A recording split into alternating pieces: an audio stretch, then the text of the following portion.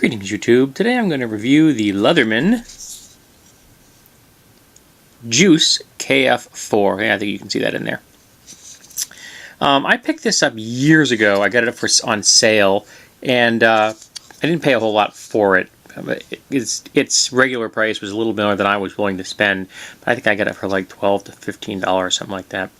And this is a multi-tool in the tradition of Leatherman's, but it has a few different features. And I'm going to, first off, you'll note that you can access tools from the outside. Not all Leatherman, particularly the early models, had that feature. So we have here, we have a serrated blade. Now, this is an interesting serration.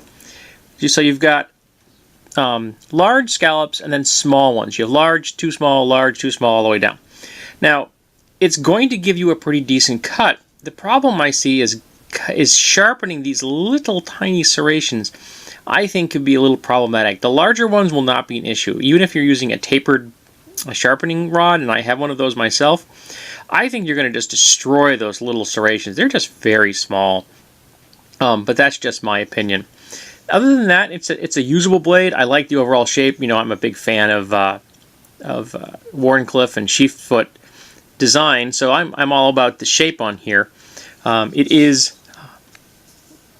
just a spring-loaded design. We come on to this side, and we have, this is kind of interesting. You have to open, you can open this side up, and it is an awl, a true awl, for leather awl, because it's got an actual hole here, so you could actually use this to thread leather. Now I find that interesting because how many times has that actually happened anymore? I mean, there was a time when that made perfect sense, particularly in an era when we were using lots of leather, especially in the era of horses. People were using saddlebags and harnesses and things like that. This made sense. And even in the era right after that, still a lot of backpacks had a lot of heavy canvas and things like that. And this made sense because you could do repairs in the field, you know, on the trail. But since then, how often have we used this? So I find it kind of interesting they included that tool in this, because this tool isn't that old. Now, to open this tool, you have to open up this side and then close that side. I wouldn't recommend using this tool with the handle out, the awl out rather. Now this is a double road saw, and it's got straight bevel on this side and angled on that side, and it is relatively aggressive. So, and it's long enough, you know, that you're going to be able to actually cut something with it, which is nice. That's a nice feature.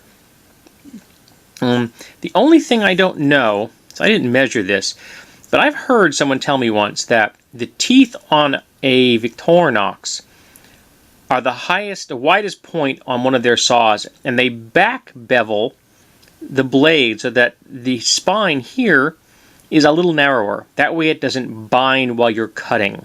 I don't know if they did that with this. I didn't take my calipers out and measure it.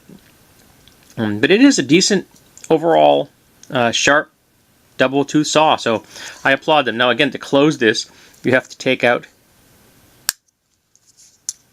the awl and then close it back up again. Okay, on to this side. And on this side, we have a metal file. Now on one side, we have, it's just it's an abrasive surface. It's like very fine sandpaper. It's particulates. And this, I can tell you from a personal experience, is excellent for sharpening or taking a burr off your nails. Absolutely perfect. Then we have a fine-tooth metal saw, and then more of the traditional cross-cut metal saw here for a little more aggressiveness. But this would be really useful for your fingernails. I use a file like this all the time, and I think this is, frankly, I think this is probably the tool that a person would use the most on this particular knife, multi-tool. And then we have a plain edge, and it comes out of the box with a nice edge. It's not shaving sharp, but you know, it's decent. I think it looks a little narrow for my taste. Just I would make sure that I would be only using this for the lightest of tasks. Otherwise, I might be concerned. I might put too much stress on it. But again, slip joint. Does not have a half lock. It just has a one position. Now, if you want to open this, and this is the downside for me, if I take this out of my pocket and I don't look at it, I can grab the wrong end. Now, if I'm looking at it, the logo goes here on the left, and if the logo's on the left, you're good to go. Because it's so symmetrical and there's no way to tell them apart, I think that's a bit of a downside. And then there's your classic Leatherman pliers. They are on the thin side, which means this would be very good for narrow tasks. They come to a nice point. The teeth mesh well, and they just meet at the tip, so you can get in there and get small items. There's a very nice wire cutter in there. It meshes very cleanly, and of course some nice aggressive jaws for grabbing nuts or what have you. The rest of the tools on this device are accessible from the only from the open position, and I have always considered that to be a downside. I have never ever liked that. Having said that, the Phillips head here is in excellent quality. It has a little texture to it, and it's been hardened, so it's harder than the rest of the tool itself, but it has that flat texture to it, so it's not going to slip. I'll admit that my Swiss tool, which I love, has a shiny texture to it, so it actually doesn't grip screws very well.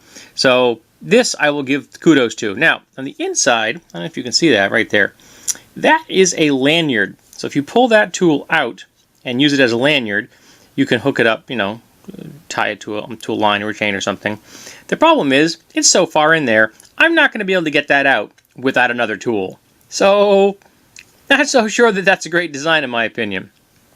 However, it's there if you want it.